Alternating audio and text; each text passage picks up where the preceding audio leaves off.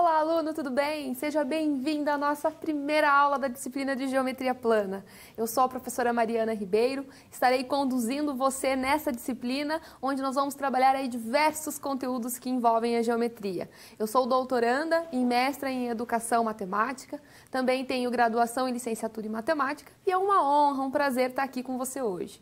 Então, de início, na nossa primeira aula, nós vamos falar de noções primitivas da geometria básica, que são esses conceitos básicos que envolvem a geometria plana.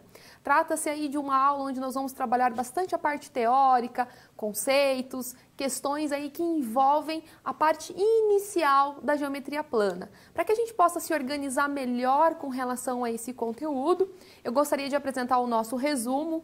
Lembrando que se eu estou falando da aula 1, nós estamos nos referindo à unidade de ensino de número 1 do teu livro, então para que você possa se basear, aprofundar ainda mais os nossos conceitos, conteúdos que nós vamos ver aqui na aula de hoje.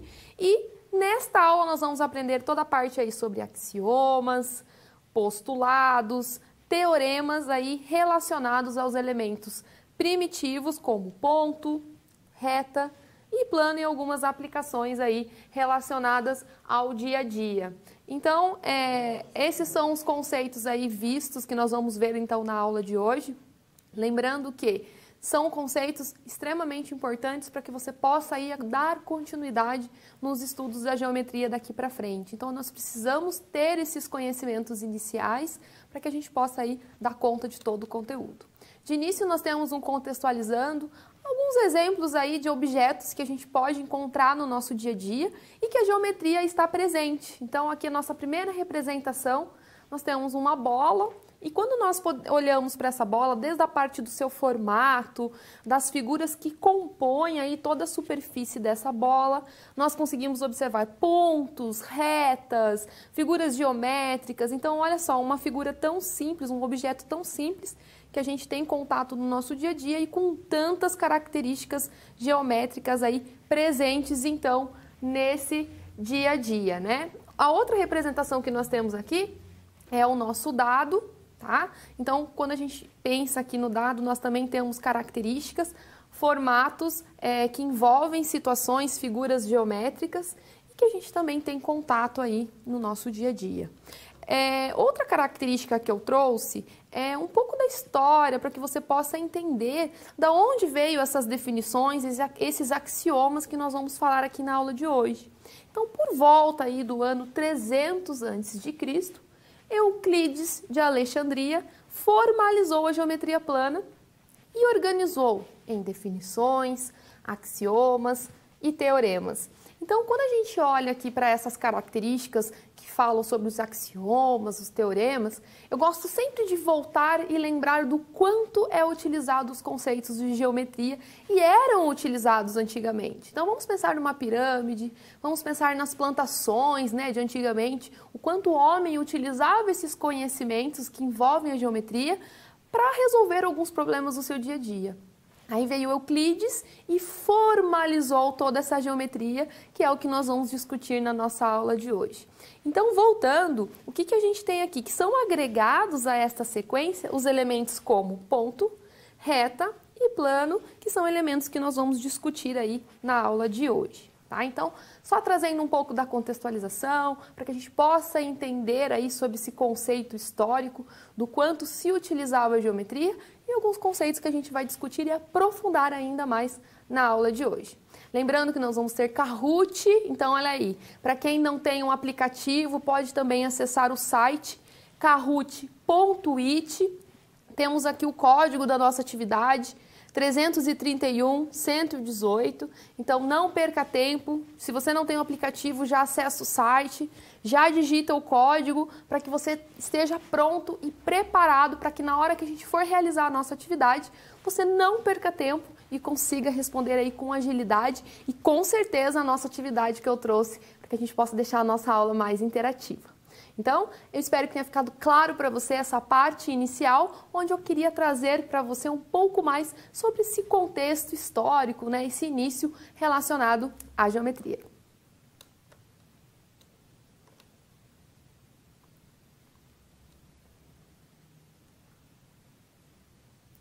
nós vamos falar sobre as noções primitivas e os segmentos de reta. E como são feitas as suas características, suas definições, como cada uma dessas definições são representadas aí dentro do campo da geometria e pensando em todas as partes formais que envolvem aí desde a parte de Euclides, que formalizou e trouxe todos esses teoremas e axiomas. Então vamos dar início então a essa parte.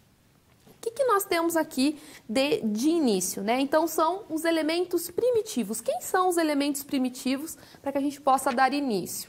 Então, nós temos o ponto, a reta e o plano. São elementos que não necessitam de algo que a gente tenha que provar. É dito e ponto. Então, quando a gente está falando de um ponto, a notação que representa, nós vamos utilizar letras maiúsculas, como sendo A, B, C, D, ou seja, as letras maiúsculas do nosso alfabeto. A representação de um ponto, nós temos essa representação aqui como sendo este A. Então, aqui nós estamos representando um ponto. Já uma reta, ela tem como notação as letras minúsculas do nosso alfabeto. Temos a representação de uma reta que é preenchida por infinitos pontos. E a representação dessa reta está denominada como reta R. E o nosso plano, então, que é a notação dele é considerada como letras gregas do alfabeto grego. Alfa, beta, gama, são alguns exemplos que nós temos aqui. E a representação, então, de um plano, no caso específico, o plano beta. Então, um conjunto de pontos no espaço, uma observação aqui, ele vai ser dito coplanar se todos os pontos estão no mesmo plano geométrico. Então, anota aí que é importante e necessário essa notinha que eu quis colocar, porque às vezes a gente acaba encontrando essa palavra coplanar e muitas pessoas aí acabam tendo dúvida. Dando continuidade, nós temos alguns postulados na geometria. No caso, um postulado de existência, que diz o seguinte, que em uma reta e fora dessa reta existem infinitos pontos, que é o exemplo que nós temos aqui dessa representação.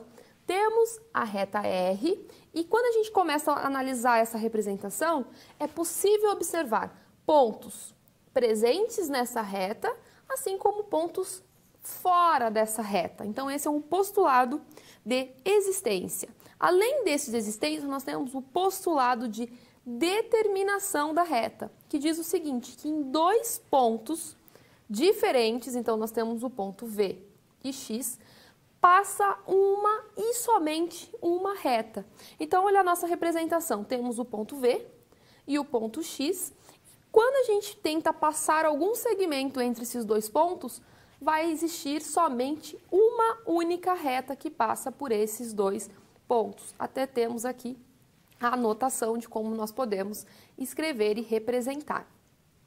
Ainda dando continuidade aos nossos postulados, agora a gente tem o postulado da determinação do plano. O que quer dizer isso? Que para determinarmos um plano, ele precisa conter pelo menos 3 pontos distintos e não colineares, que é o exemplo que nós temos aqui. Temos o plano beta e nós conseguimos identificar aqui 3 pontos que não estão alinhados. Por isso, então, nós temos aí esses 3 pontos distintos e não colineares, que formam, então, um plano. Dando continuidade, o postulado da inclusão, que diz o seguinte, que se uma reta possui 2 pontos distintos em um plano, então a reta está contida neste mesmo plano.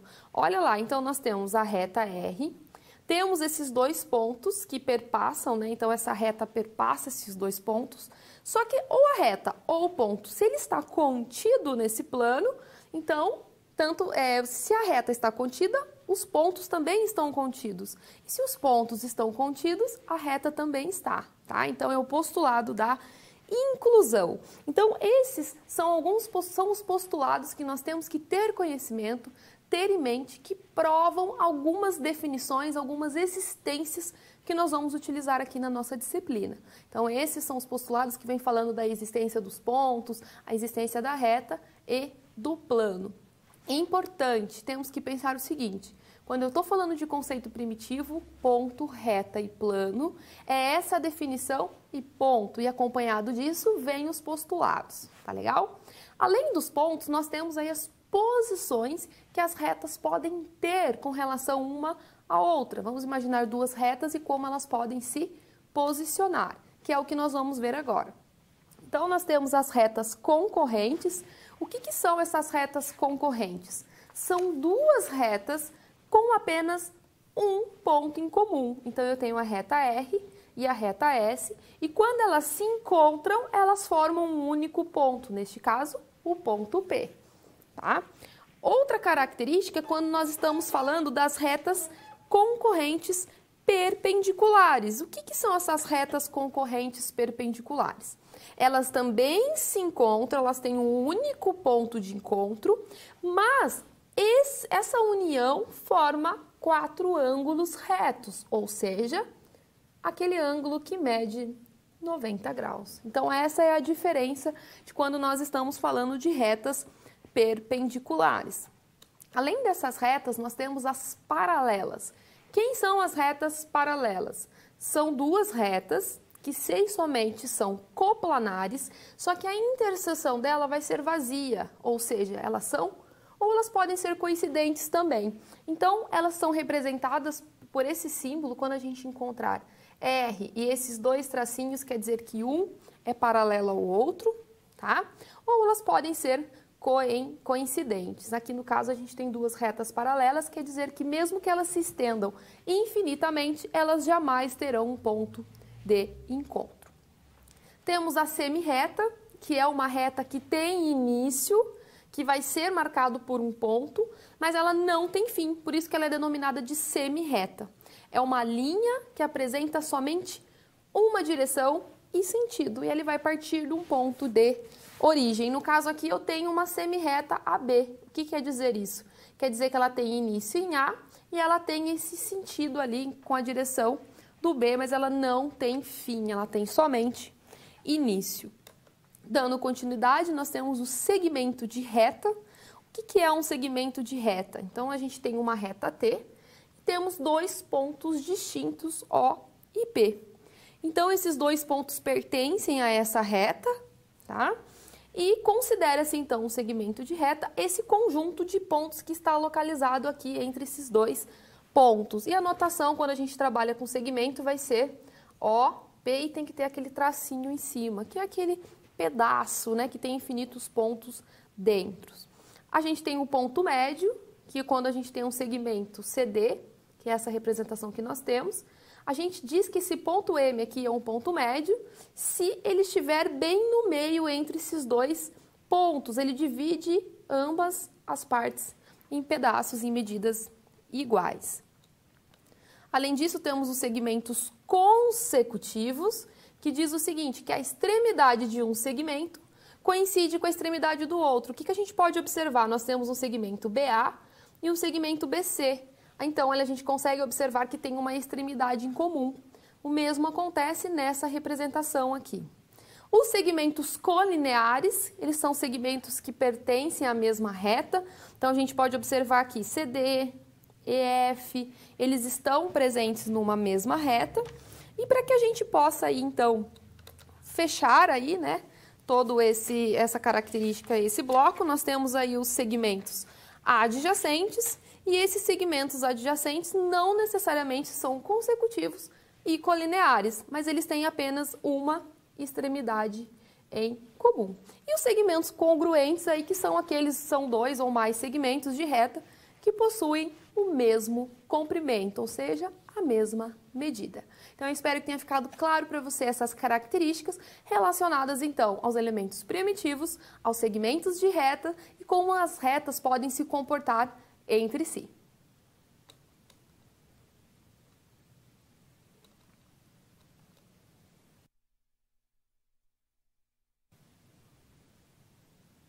Nós temos uma situação problema agora, onde nós vamos aplicar alguns conceitos relacionados ao segmento de reta e como eles podem nos auxiliar para resolver aí alguns problemas do nosso dia a dia. Vamos lá. Aqui nós temos o seguinte, que o segmento de reta, ele é uma parte da reta, marcada por dois pontos. E esses que fazem parte da reta sempre são indicados por letras maiúsculas, só representando o que é um segmento de reta. Então, aqui nós temos um segmento de reta XP e ele diz que essa medida XP vale 6A. Quer dizer que daqui, o X até o P, tem como medida 6A. A outra informação que ele nos dá é que o YP, o segmento YP, que é este pedaço, essa medida aqui, ela mede 3A menos 9. Sabendo que a metade do segmento XP, o que é a metade do segmento XP? É quando eu pego o segmento XP, divido por 2, e isso vai ser igual a 54. A pergunta é, qual é o valor do segmento YP? Como que nós fazemos, então, para resolver essa situação?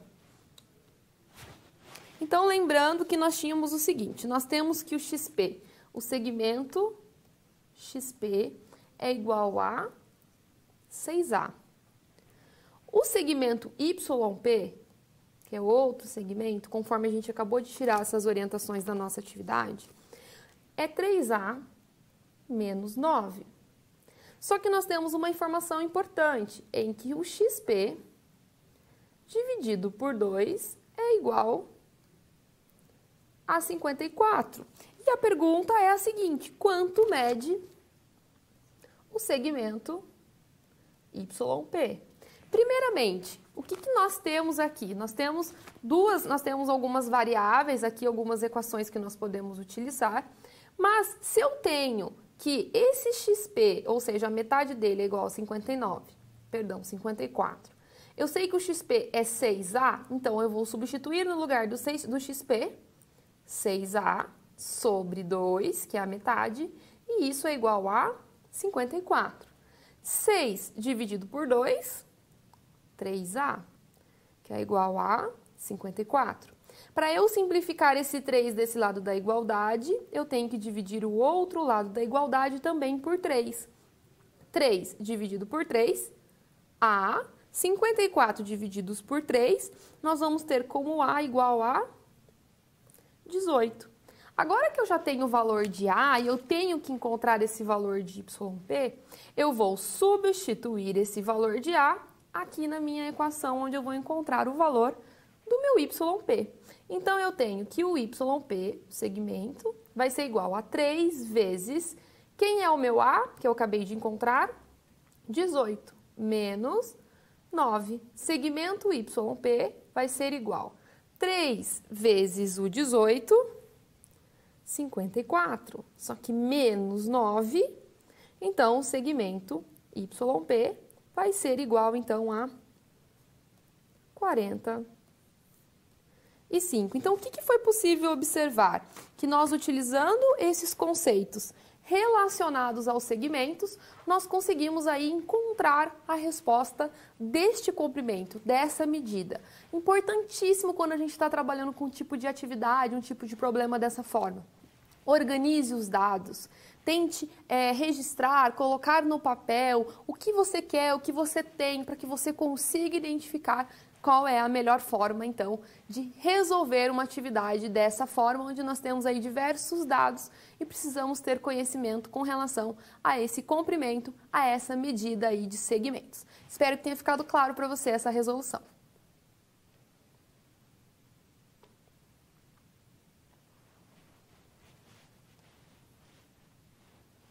Nós vamos falar de ângulos, as suas características, as definições, quais são as classificações de ângulos e como eles podem aí estar presentes no nosso dia a dia. Quando a gente começa a falar de ângulo e começa a identificar as suas características e as suas particularidades, a gente começa a observar o quão é importante todas essas definições, essas particularidades, para que a gente possa até resolver alguns problemas mais complexos que envolvem a geometria.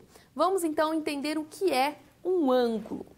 Primeiramente, quando estamos falando de ângulo, ele é a medida expressa em graus, que vai ser relacionada à região ou o conjunto de pontos situadas entre duas semirretas de mesma origem ou retas que se interceptam.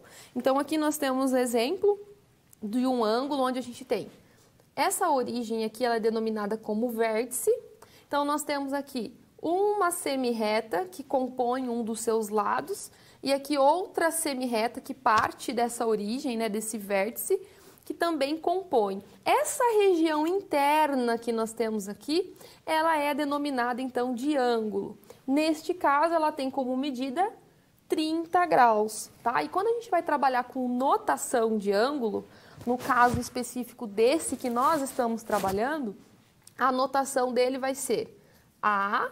Onde é que é o vértice do meu ângulo? No O. Então, ele vai ganhar um chapeuzinho específico, aí, um presente para ele. Terminando, então, no outro final ali da semirreta, que é o B. Então, aqui eu posso dizer que nós temos um ângulo AOB. E eu posso dizer que a medida, representando por esse M, desse ângulo AOB, é igual a 30 graus.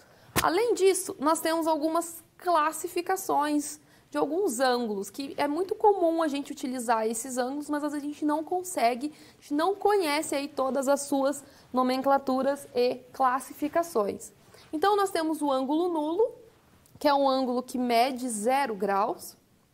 Temos o ângulo agudo, cuja medida é maior que 0 e menor que 90.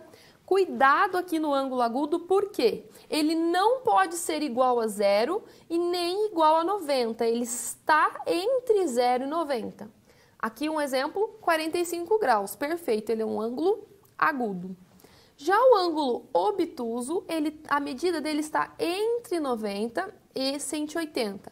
Não pode ser igual a 90 e nem igual a 180. Por quê? Porque ele tem outras classificações, outras nomenclaturas. Então, no caso aqui, nós temos um ângulo de 120 graus, que está entre 90 e entre 180, denominado, então, de ângulo obtuso. Por que ele não pode ser exatamente 90? Porque quando nós temos um ângulo que mede exatamente 90 graus, nós temos um ângulo reto. Representado aqui, geralmente o ângulo reto ele vem com essa caixinha, com esse quadradinho, indicando aqui que ele é um ângulo reto. Além do ângulo reto, nós temos também um ângulo raso. O ângulo raso ele vai medir exatamente 180 graus. Aqui nós temos a representação dele, que é a meia volta da nossa circunferência. Então, temos um ângulo igual a 90 graus, um ângulo reto. Temos um ângulo igual a 180, um ângulo raso. Outra característica, quando nós estamos falando dessa classificação de ângulos, das características, como eles se envolvem, até o momento a gente viu a definição, o que é um ângulo e quais são as suas classificações. Mas eles também podem ter relações entre si. Por exemplo, se eu pegar mais que um ângulo, dois ângulos, como eles se comportam e quais são as suas relações e características que eles podem ter entre si, que é o que nós vamos ver agora. Temos os ângulos opostos pelo vértice, que quando eu estou falando de ângulo oposto pelo vértice, são formados pelo encontro de duas retas e eles são congruentes. Então, o que quer dizer isso? Nós temos aqui as duas semirretas, o que a gente pode observar? Eles têm um ponto em comum e nós temos aqui estes ângulos, o alfa e o beta, como sendo congruentes, ou seja, eles têm o mesmo valor. Aqui nós temos ângulos que são opostos pelo vértice. Além disso, quando nós estamos trabalhando com dois tipos de ângulo, nós temos a bissetriz de um ângulo, que é essa semirreta que vai partir aqui, olha, da origem.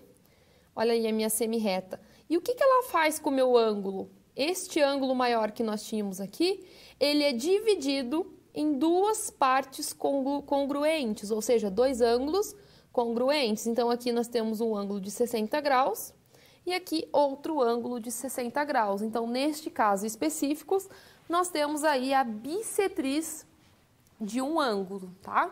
E dando continuidade ainda com relação a esses ângulos, nós temos também os ângulos consecutivos, que são dois ângulos que possuem o mesmo vértice e têm um lado em comum. Quem que a gente pode observar aqui? Então, eu tenho o ângulo aqui AOB e eu tenho o ângulo AOC. Primeiro, ambos têm o vértice em comum, mas eles também têm um lado que está em comum a eles, que no caso é este ângulo, esse lado que nós temos aqui. Então, esses são ângulos consecutivos, partem do mesmo vértice e têm um lado comum. Já os ângulos adjacentes são quando dois ângulos consecutivos não têm um ponto interno comum a ambos. Que nem aqui nesse exemplo acima nós tínhamos um ponto interno comum. Neste caso específico aqui nós não temos um ponto comum interno a ambos, até porque eles partem do mesmo vértice, mas eles não têm nem lado e nem ponto comum. Além disso, nós temos os ângulos complementares. Agora é um momento que eu quero que você anote esses ângulos complementares e os suplementares na nossa aula. Isso aqui é muito importante, então fica a dica aí. Até vou fazer uma estrelinha, né, para que você fale, não, isso eu tenho que anotar porque a professora retomou na aula, pediu para anotar, que são os ângulos complementares. Quando a gente está falando de ângulo complementar, quer dizer que se eu somar esses dois ângulos, a medida tem que ser igual a 90 graus. Exemplo, esse alfa mais esse beta tem que somar 90 graus para que eles sejam complementares. Exemplo, eu posso ter o ângulo alfa igual a 30 e o ângulo beta igual a 60. Somando o 30 mais 90, nós vamos ter igual a 90 graus. Quer dizer que o 30 com 60 são ângulos complementares. Temos também os ângulos suplementares. E quando a gente fala de suplementar, quer dizer que a soma das medidas desses ângulos tem que ser igual a 180 graus. Ou seja, o alfa mais o beta tem que ser igual a 180.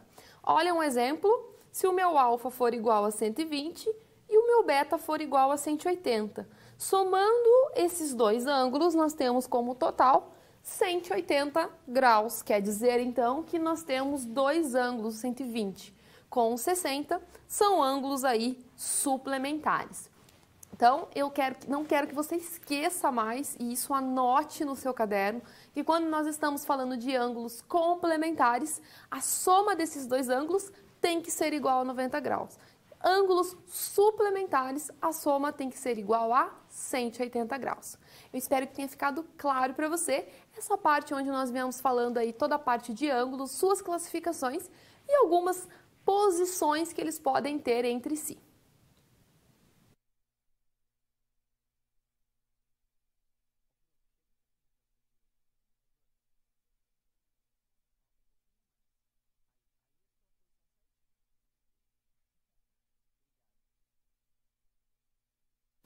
Nós vamos conhecer a nossa segunda situação-problema da aula de hoje. Então, nós temos aqui que, considerando que esse segmento OB, então nós temos o segmento OB aqui representado nessa figura, é a bissetriz do ângulo COA, então nós temos o ângulo formado por COA. Repare o seguinte, onde está o meu chapeuzinho é onde é o meu vértice do ângulo, tá? Que representa o meu ângulo. E dois alunos precisam determinar o valor de x. Então, o que a gente pode observar? Este pedaço aqui, nessa região do meu ângulo, mede 2x menos 10. E essa outra região, x mais 10,5. Tá?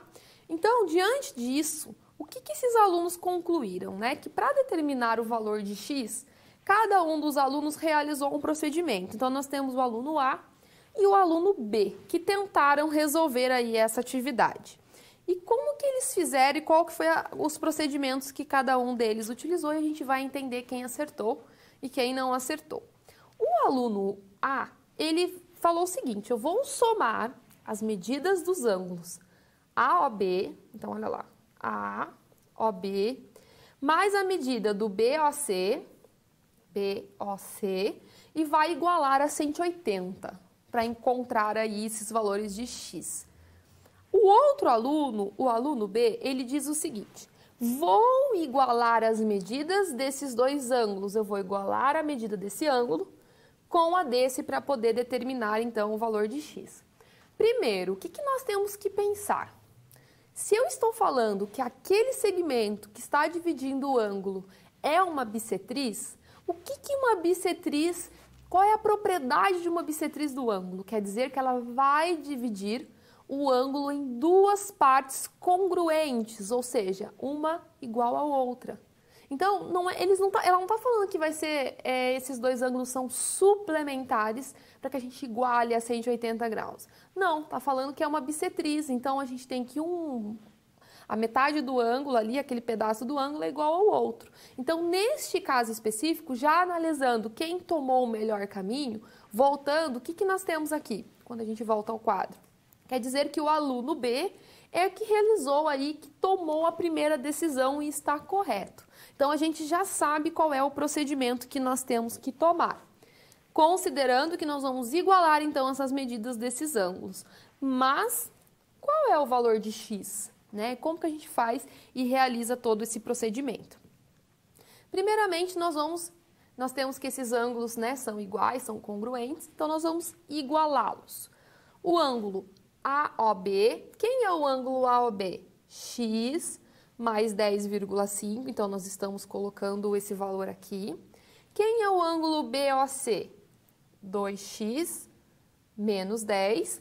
Importante aqui, olha, nós temos uma equação do primeiro grau. Temos que deixar as incógnitas do mesmo lado da igualdade e os números do outro lado da igualdade. Então, eu tenho que meu x está desse lado da igualdade, eu copio esse x. Esse 2x, ele tem que passar para o outro lado da igualdade. Não é que ele tem que passar. Eu vou subtrair menos 2x desse lado da igualdade para anulá-lo. Só que se eu faço isso desse lado da igualdade, eu também tenho que fazer isso do outro lado. Por isso que aparece esse menos 2x aqui desse lado da igualdade. Vou copiar o meu menos 10 e o mesmo vai acontecer com esse 10,5. Se eu quero anulá-lo, eu subtraio 10,5 desse lado da igualdade. Por quê? 10,5 menos 10,5 dá zero. Então, eu anulo ele desse lado da igualdade. Só que daí eu também tenho que subtrair 10,5 do outro lado da igualdade. Então, nós temos x menos 2x menos x. Menos 10 menos 10,5 menos 20,5.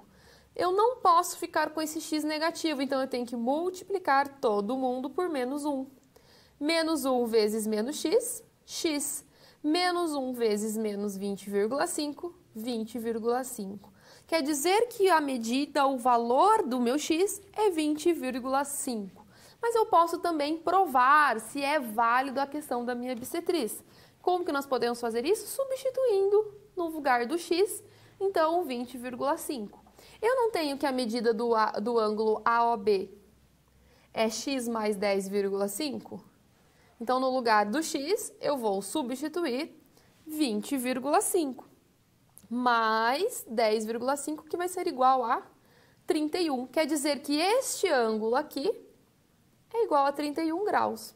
Vou fazer o mesmo procedimento para tirar a prova real quando eu quero encontrar com o valor do ângulo BOC, a medida que vai ser 2x menos 10. No lugar do meu x, eu vou substituir 20,5. 2 vezes 20,5 menos 10 vai dar também 31. Ou seja, como é bissetriz, ambos os ângulos têm que ser igual a 31.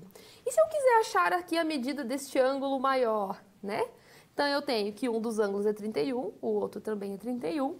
Logo, a medida desse ângulo AOC, que compõe, então, esses dois ângulos, é igual a 62 graus. Lembrando que eu estou falando de graus aqui quando a gente está considerando aí essas unidades de medidas. Então, aqui nós utilizamos os conceitos envolvidos a partir de uma bissetriz, por isso é importante a gente saber o que é um ângulo complemento, o que são ângulos complementares, suplementares, o que é uma bissetriz e qual é a característica e a definição para que a gente saiba escolher o melhor caminho para chegar no final de uma situação problema. Espero que tenha ficado claro para você.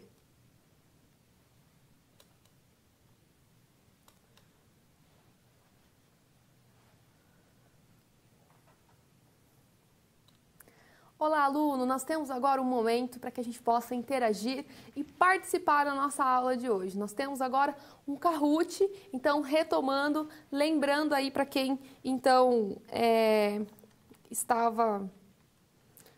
anotou no início da nossa aula o código. Então o código para participar aí do nosso Kahoot da aula de hoje é 331118. E aí é importantíssima a participação sua na nossa aula. Quero ver aí quem aprendeu, quem está adquirindo, conseguindo fazer, entender os conceitos que a gente viu até o momento da aula e quem é mais rápido e tem agilidade para resolver aí uma situação que eu propus e trouxe para você. Olha que legal, muita gente entrando, é isso mesmo que eu quero, que você participe e que você treine aí tudo que nós estamos vendo até agora. Então, nós vamos dar início à nossa atividade para que você possa colocar em prática. Olha lá, então carregando aqui. Nós temos o seguinte, olha lá. Considerando o segmento BC, que ele é uma bissetriz do ângulo, então a gente tem lá, olha, que esse segmento BC é a bissetriz desse ângulo. Qual é o valor do x? Vamos lá, valendo, quero ver quem responde primeiro. É hora de colocar em prática.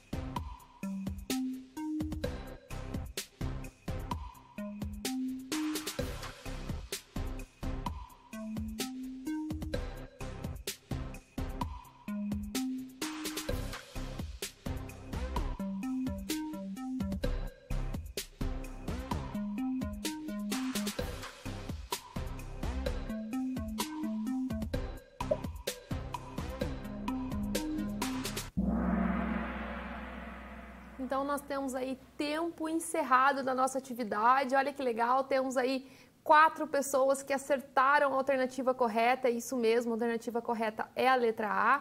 Então, quando a gente fecha aqui, olha lá, nós temos pontos para José participando aí na nossa aula de hoje. Temos também a Unopar SCC e o Leandro de Arapira. Muito bacana quando vocês aí participam da nossa aula de hoje. Então, voltando lá para nossa aula, né, nós temos o seguinte. Então, eu agradeço imensamente cada um que participou aqui. É muito legal quando vocês participam. Parabéns aí para os polos que estão participando e estão conseguindo chegar no nosso ranking aqui. Parabéns! E agora, claro, eu vou resolver com você para que você não tenha dúvida. Para quem errou aí, como nós podemos calcular esse valor de x. Então, vamos lá. Então, quando eu quero calcular, lembrando que nós tínhamos aí um ângulo em que dividia, nós tínhamos um ângulo e tínhamos uma reta bissetriz. Aqui nós tínhamos 4x menos 11 e 2x menos 3. Se é bissetriz, se está dividindo o ângulo ao meio, quer dizer que 4x menos 11 é igual a 2x menos 3. Lembrando que esse 2x tem que passar para esse lado da igualdade, só que ele vai passar menos 2x. Vou copiar o menos 3 que já está deste lado da igualdade. O menos 11 mais 11. 4x menos 2x, 2x. Menos 3 mais 11, nós vamos ter como resposta 8. Esse 2 vai passar dividindo do outro lado da igualdade, então nós temos que o x é igual a 4. Então, parabéns aí para quem conseguiu acertar mais essa atividade, que é a proposta da nossa aula, que é um momento onde nós podemos interagir e aplicar ainda mais tudo que nós estamos vendo aqui.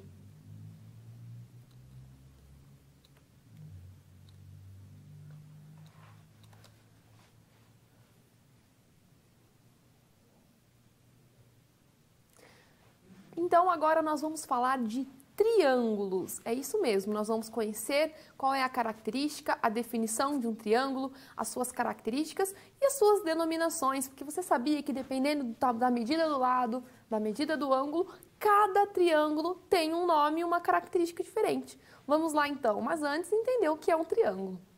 Quando eu estou falando de triângulo, nós temos que, dado 3 pontos, A, B e C, eles não são colineares, ou seja, eles não estão alinhados, tá? A união dos segmentos AB, que é esse segmento aqui, BC, e o segmento CA, quando a gente faz a união desse segmento, nós vamos ter então um triângulo ABC, tá? O que nós temos que levar em consideração quando nós estamos falando desse triângulo?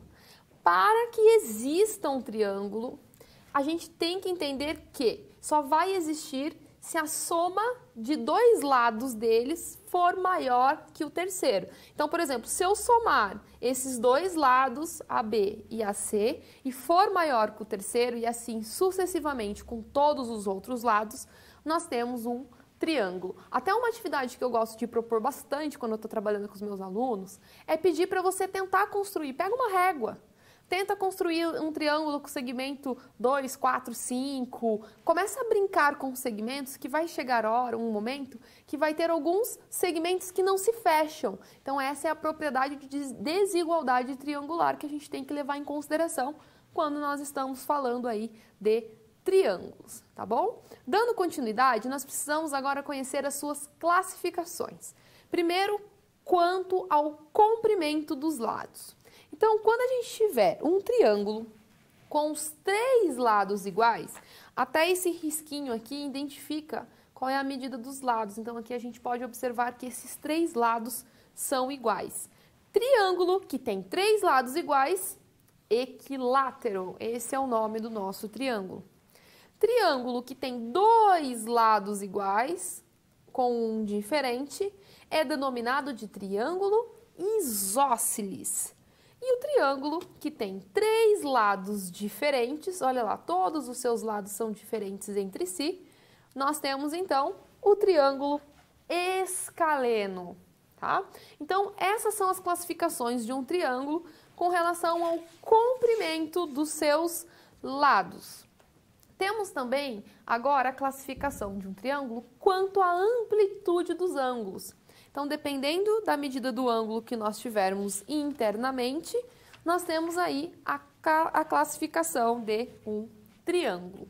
O primeiro triângulo é quando nós temos os 3 ângulos são agudos. O que são ângulos agudos? São aqueles ângulos que estão entre 0 e 90 graus. Então, os ângulos que estiverem entre 0 e 90, lembrando que não pode ser igual a 0 nem igual a 90, é um triângulo acutângulo, que tem essa característica aqui, tá? Então, só para a gente começar a trabalhar aí a classificação desses triângulos.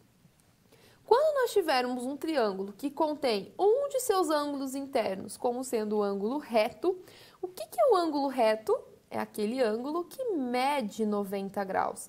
Lembre-se que quando a gente está falando de ângulo reto, geralmente ele tem essa caixinha aqui, que é aquele ângulo que mede, então, 90 graus. Se eu tenho um triângulo que contém um ângulo reto internamente, nós temos um triângulo retângulo, que é um dos mais utilizados na geometria.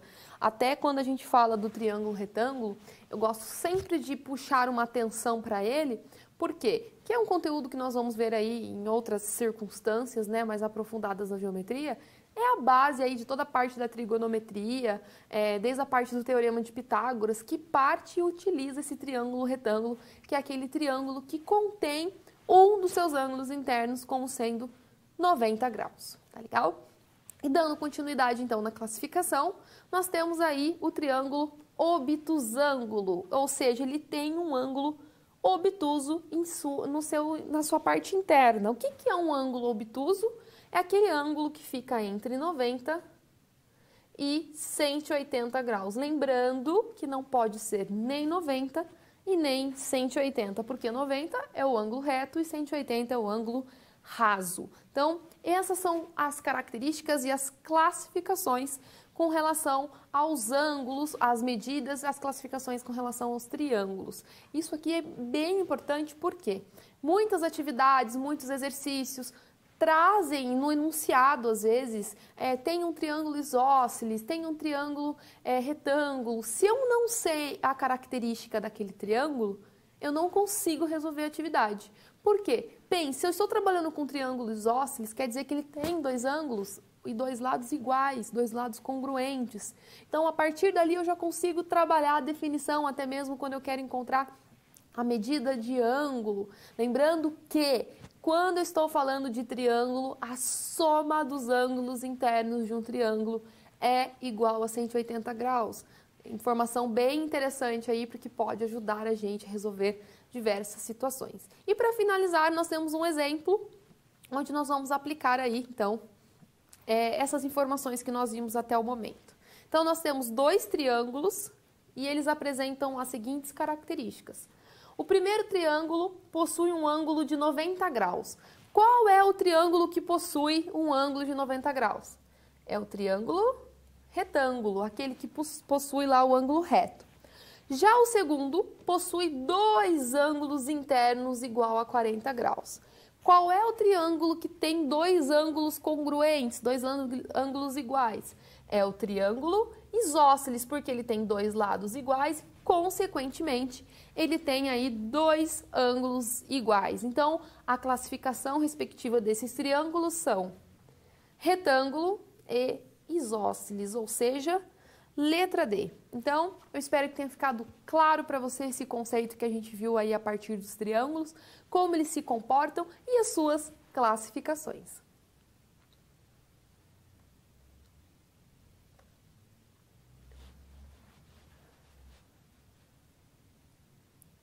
Nós vamos falar de casos de congruência. Então, vamos pensar nos triângulos, nas suas classificações, nas suas características, tomando como base, lembrando que o triângulo é a base, né, a figura geométrica, a base da geometria. Uma característica que eu gosto bastante de comentar quando a gente está falando de triângulo é pensar o seguinte: o triângulo, ele é uma figura que ele é fixa, que ele não fica se mobilizando. Tenta fazer um experimento, pegar canudinho, palitinho, qualquer material manipulável que você consiga, faça um quadrado. Você consegue mexê-lo, você consegue ver que ele não é ele não é tão fixo. Quando você pega um triângulo, você faz os segmentos e você prende, pode fazer com durex, com alguma fita adesiva, enfim, você consegue perceber que ele é bem alinhado, ele não tem a flexibilidade que outras figuras têm. Então, muitas construções, muitos objetos têm como base o triângulo devido a essa característica aí. Então, considerando essas características com relação ao triângulo, nós temos os casos de congruência que também nos auxiliam para resolver algumas situações. Vamos conhecer o primeiro caso de congruência aí quando estamos falando dos nossos triângulos. O primeiro caso de congruência é lado, ângulo e lado. O que quer dizer isso, né? Quer dizer que dois triângulos, eles serão congruentes se possuírem dois lados da mesma medida entre si e os ângulos compreendidos a esses lados também possuírem a mesma medida. Então, é o caso geralmente a gente encontra assim nos livros, LAL.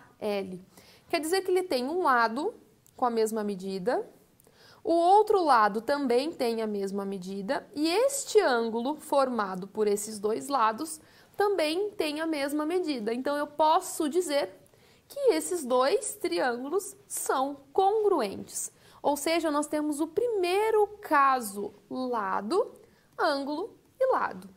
Então, quando nós tivermos um triângulo que tem lado, aquele ângulo e o outro lado, com a mesma medida, eles são congruentes consequentemente.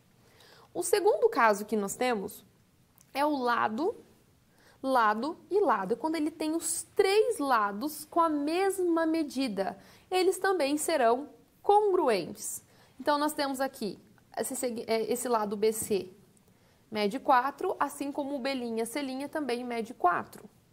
BA mede 2, B', A' também mede 2. O segmento AC ali, né, o lado AC, mede 3, assim como o segmento A', C' também mede 3.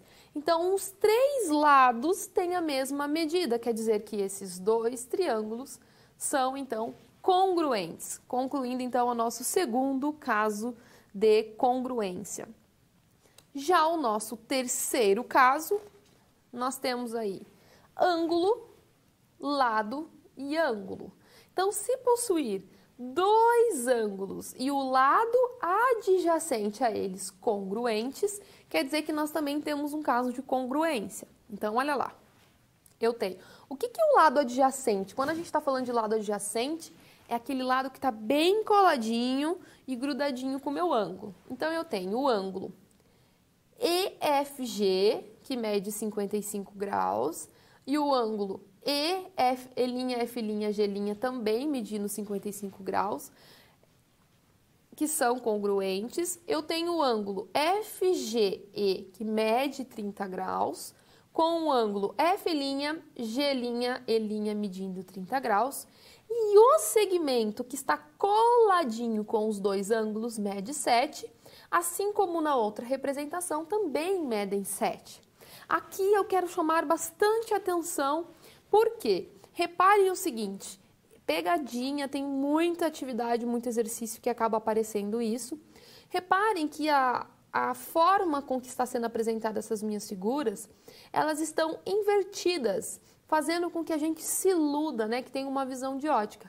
Mas a gente tem que utilizar as propriedades matemáticas para identificar esses ângulos, porque a gente, mesmo que ele esteja de ponta cabeça, a gente consegue ainda identificar o caso de congruência. Dando continuidade, então, agora no nosso quarto caso de congruência, nós temos aí, então, lado, ângulo e ângulo oposto. Quer dizer que esses dois triângulos, se eles tiverem ordenadamente um lado, um ângulo adjacente e um lado oposto, eles vão ser congruentes. Então, o que nós temos aqui? Temos o ângulo, aquele ângulo ali que está no vértice S, que mede 45. Olha lá o meu S', que também mede 45. O ângulo que está no vértice R mede 93. No R' também mede 93.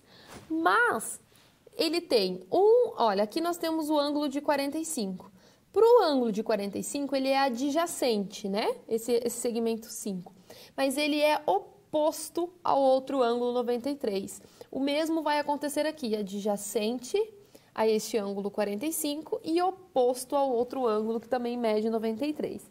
Então, neste caso, nós temos um lado, tá? Que é este lado, um ângulo e um ângulo oposto àquele lado. Então, neste caso, nós temos aí dois triângulos que também são congruentes. E o outro, né, que eu gosto de trazer e enfatizar é que dois triângulos, neste caso aqui a parte da semelhança, por quê? Porque a gente trabalha com a parte dos lados proporcionais, então eles são semelhantes se seus três ângulos são congruentes na mesma ordem.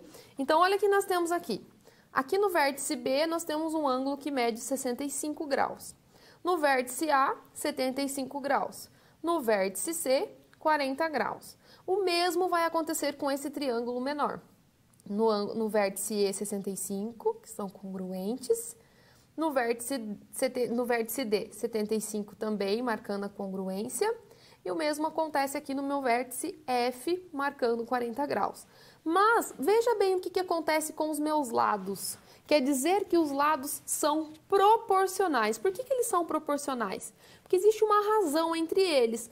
Veja bem, se eu multiplicar todos os meus lados pelo 2, que é uma razão, olha lá, 2 vezes 2, 4. 2 vezes 3, 6. 2 vezes 4, 8. Então, existem aí um caso de semelhança, considerando aí esses três lados, considerando que ele tem aí esses três ângulos congruentes internamente e pensando que esses lados, então, são proporcionais. Também é outro conteúdo bem importante, por isso que eu quis trazer aqui nesse momento desse bloco, além dos casos de congruência. Eu espero que tenha ficado claro para você.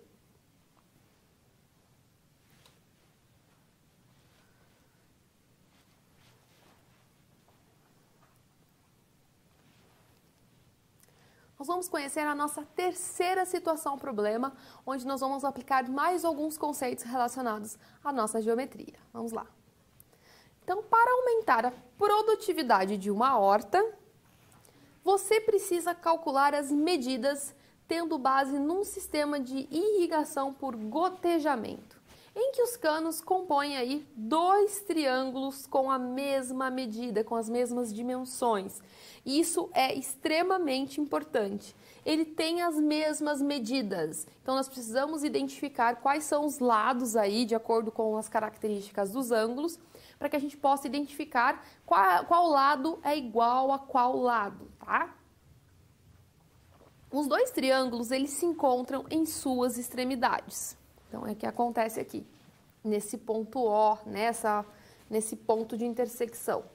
E se fossem desenhados em papel e sobrepostos um ao outro, seriam iguais. Quer dizer que se eu estivesse recortando-os ali e colocasse um em cima do outro, um ia ficar sobreposto ao outro, por quê? Porque eles são iguais, tá? Então, essas são as informações que nós temos aí na nossa atividade.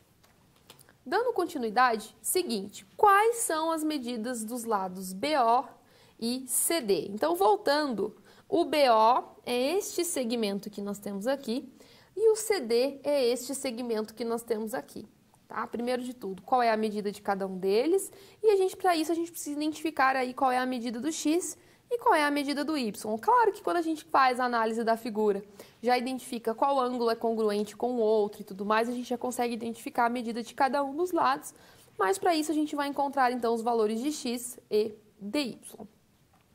Então, eu tenho o seguinte, olhando para a nossa figura.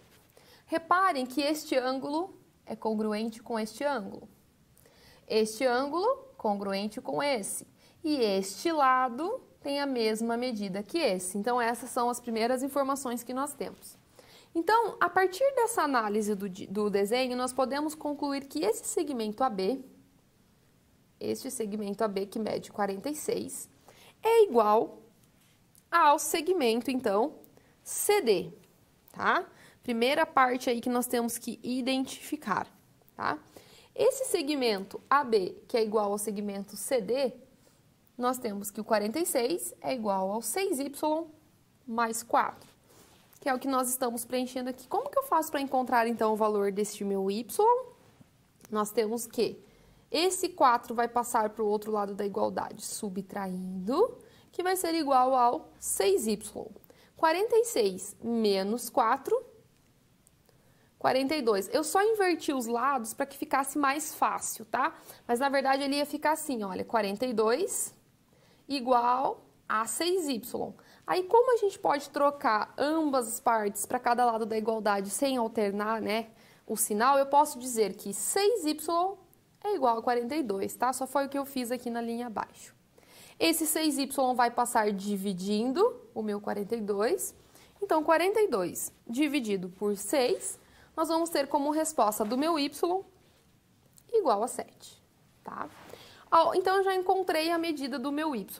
Agora, nós vamos identificar a medida do meu x. Então, eu tenho que o segmento BO, que é este segmento aqui, 4x menos 6, é igual ao meu segmento OC, que mede 30. Então, eu tenho 4x, que é igual ao 30, que está do outro lado da igualdade. Esse menos 6 vai passar para lá, mais 6. Então, nós temos aí 30 mais 6, 36. E esse 4 que está multiplicando vai passar dividindo. 36 dividido por 4, como sendo, então, igual a 9. Então, já encontrei o valor da minha incógnita y e da minha incógnita x. Feito isso, nós vamos substituir para que a gente possa aí comprovar esses comprimentos. Então, segmento BO, que é o que nós precisamos identificar, é igual a 4x menos 6. Quem é o meu x que nós acabamos de encontrar? X é igual a 9. Quer dizer que no lugar do meu x, eu vou substituir o número 9. Então, 4. Lembrando que quando eu tenho 4x é o mesmo que 4 vezes x. Então, 4 vezes 9, 36. 36 menos 6, 30, tá? Então, eu já identifiquei que o comprimento, ou seja, a medida desse segmento BO, é 30. E bate perfeitamente. Por quê? Ele não tem que ter a mesma medida que esse segmento, então ele também tem que dar 30, tá? Lá no segmento CD, nós temos que o CD é igual a 6y mais 4. No lugar do y, nós vamos pôr y igual a 7. Substituindo no lugar do meu y, então eu vou ter 6 vezes o 7. 6 vezes 7, 42, mais 4, 46, que também vai bater, porque este segmento, que mede 46, tem que ser igual a este segmento, que também mede 46. Então, o que eu queria trazer para você, né, para que você consiga aí entender e ver da melhor forma possível como aplicar essa atividade? Primeiro, analisando os dois triângulos, sabendo que eles têm que ter a mesma medida, a gente já consegue analisar aí quais são as medidas com relação aos seus ângulos para que a gente possa identificar qual ângulo é igual ao outro. Pelo ângulo interno, a gente já consegue localizar isso. Professora, eu precisava calcular o x, o y? Não, mas tem pessoas que vão por esse caminho, por isso que eu quis trazer. Mas é importante a gente também ter o lado de visão, né, que a gente olhe para a representação e fala, opa, se esse lado tem a mesma medida que esse já mede 30, automaticamente eu sei que esse também mede 30. Mas muitas atividades também pedem somente o valor de x, somente o valor de y. Por isso eu quis trazer as duas formas de resolução. E eu espero que tenha ficado claro.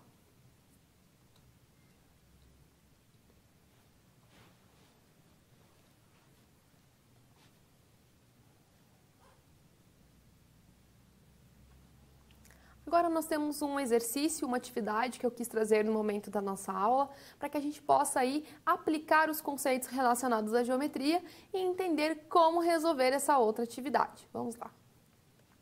Aqui nós temos o seguinte, nós temos um triângulo isósceles, tá? E esse triângulo isósceles, ele é denominado como ABC. Então, o que a gente tem que pensar quando eu estou trabalhando esse exercício, essa atividade, né? Nós temos que pensar o seguinte, quem é o meu triângulo ABC, que é esse triângulo isósceles? É esse triângulo maior, ABC. Se ele é isósceles, quer dizer que ele tem dois ângulos que são congruentes. Então, este ângulo mede 40, esse também vai medir 40. E este lado tem a mesma medida com este lado, tá? Só organizando os dados. E nós temos que determinar as medidas, os valores de x e y, que são ângulos ali que estão internamente neste triângulo, tá? Então, o que a gente pode concluir aí a partir disso? Primeiramente, vamos fazer um estudo com relação bem aprofundada aqui nesse triângulo. Para eu encontrar o valor do meu x, nós temos que considerar o seguinte, nós temos que também encontrar o valor do meu y, nós temos que considerar que esse segmento está dividindo esse triângulo em outros dois iguais. Então, são todos os estudos relacionados que precisamos fazer aí nesse triângulo. Então, olha lá, se o triângulo é isósceles, nós podemos concluir o seguinte, MAC, ou seja, o ângulo MAC. Quem é o ângulo MAC? MAC, quer dizer que este ângulo, ele é igual, congruente, né, ao ângulo ACM. Quem é o ângulo ACM? Este também é congruente, por quê? Ele também é um triângulo isósceles, tá? Dando continuidade. Então, nós temos que este ângulo, que está no vértice A, ele é igual a este ângulo menor aqui, tá? Que representa este valor que nós temos aqui dentro, que também é igual a este ângulo aqui, que também é igual a este ângulo aqui. Então, se este mede 40, aqui nós também temos um ângulo que mede 40 e aqui nós também temos um ângulo que mede 40. Consequentemente, aqui também mede 40, tá? Então, nós já identificamos quanto mede esse ângulo X. O ângulo X vai medir, então, 40 graus. Agora, nós precisamos identificar quanto mede o ângulo Y. Como fazer para identificar quanto mede o ângulo Y? Eu sei que tem uma propriedade que nos diz o seguinte, quando estamos trabalhando aí com os triângulos. A soma dos ângulos internos de um triângulo tem que dar 180 graus. Até tem um experimento que eu gosto bastante de fazer com os meus alunos. Faça um triângulo qualquer, pinte os seus ângulos, pinta a região ali, bem pequenininha, curta dos ângulos, recorte com uma tesoura e tente encaixar esses ângulos. Você vai observar que o encaixe de todos esses ângulos internos vão fechar certinho aquele ângulo raso, que é o ângulo que fecha 180 graus. Faça o experimento para você ver, vai dar certinho. Você pode buscar também na internet, aí tem bastante vídeo que nos auxilia aí com relação a essa montagem, tá? Então, a soma dos 3 ângulos internos de um triângulo vão dar aí sempre 180 graus. Então, agora aqui no problema que a gente identificou, que nós temos aí, já tem duas medidas, a gente sabe que ali também tem um triângulo que é isósceles, porque tem 2 ângulos que são iguais. Se eu preciso encontrar a medida daquele ângulo Y, o que eu posso fazer então? Somar esses 3 ângulos e igualar a 180, que é o que nós vamos fazer agora. Vamos lá. Então, eu tenho aqui a soma, né, dos ângulos internos de um triângulo é 180. Então, para que a gente possa encontrar esse ângulo Y, eu posso dizer o seguinte, considerando, eu até vou apagar o que eu já fiz aqui, então nós vamos considerar esse triângulo aqui agora, olha, esse triângulo menor, em que aqui também mede 40 graus. Então, eu tenho que 40 mais 40, que é um outro ângulo interno, mais este Y, isso tem que dar 180 graus. Tá? E como que nós fazemos para resolver, então? 40 mais 40, 80. Então, eu vou copiar o meu Y desse lado da igualdade, Y. O 180 eu vou baixá-lo aqui desse lado da igualdade. E esse 80 que está aqui em cima, para eu anular, eu vou subtrair 80, porque 80 menos 80 dá 0. Só que se eu subtrair 80 desse lado da igualdade, também vou subtrair 80 do outro lado da igualdade. 180 menos 80 vai ser igual a 100.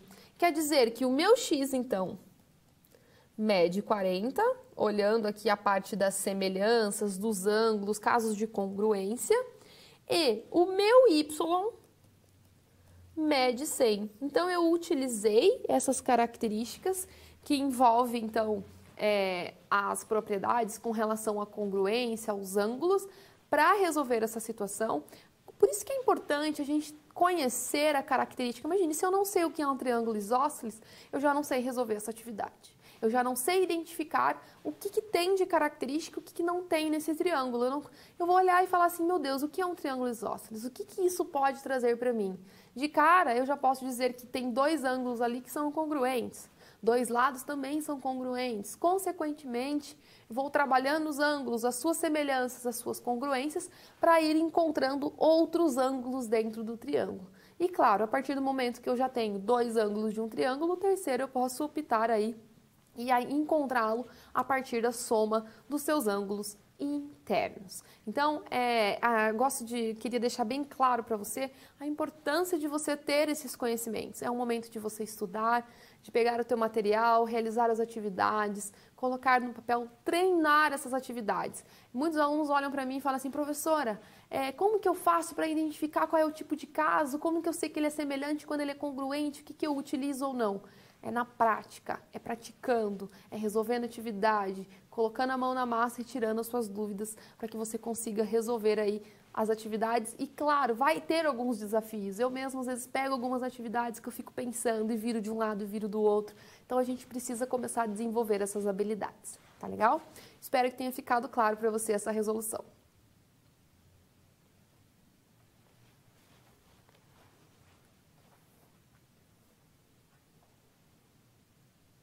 Estamos quase chegando no final da nossa aula e a gente tem mais uma atividade de interação.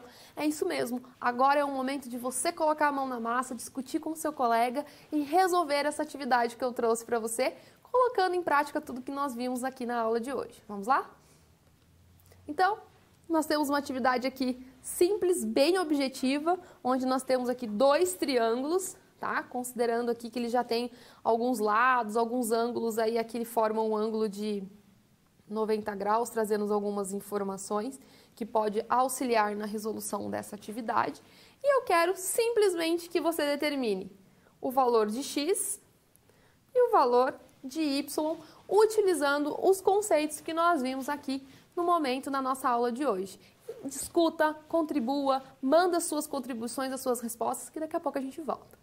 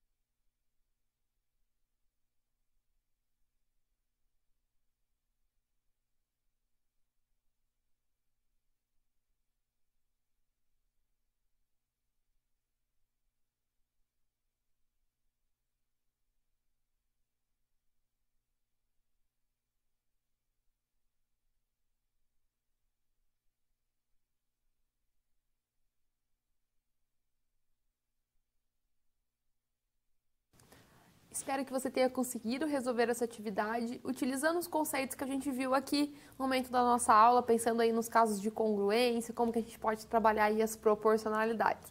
Então, vamos resolver essa situação. Então, o que nós podemos perceber aqui? Que aqui nós temos um ângulo, que está, um lado, né, uma medida de um lado, que está aí proporcional a essa outra medida, assim como, eu vou apagar, tá, para que fique, para que fique mais claro. Então, nós temos aqui que a medida deste lado 3 está para essa medida 9. Então, vamos lá. 3 está para 9, assim como essa medida y está para 12. Fazendo essa multiplicação, que nós vamos fazer a multiplicação cruzada, nós vamos encontrar o valor, então, da incógnita y. Então, y vezes 9, 9y. 3 vezes 12, 36. Esse 9 que está dividindo, nós vamos dividir em ambas os lados da igualdade. 9 dividido por 9, y. 36 dividido por 9, 4. Quer dizer, então, que o meu y mede 4. Se eu quero encontrar agora a medida do meu x, eu posso mais uma vez utilizar. Cuidado, eu sempre vou pegar a medida de um triângulo com relação a outra. Então, eu vou pegar novamente essa medida do 3, que está para essa medida 9. Só que agora, como eu quero encontrar o x, eu vou pegar 5, que está então para essa medida x, e vou fazer a multiplicação cruzada. 3 vezes x, 3x, 9 vezes 5, 45. Dividindo ambos os membros por 3, x vai ser igual então a 15. Então, utilizando os conceitos que envolvem aí a questão de congruência e de proporcionalidade, nós conseguimos resolver mais essa atividade. Espero que tenha ficado claro para você.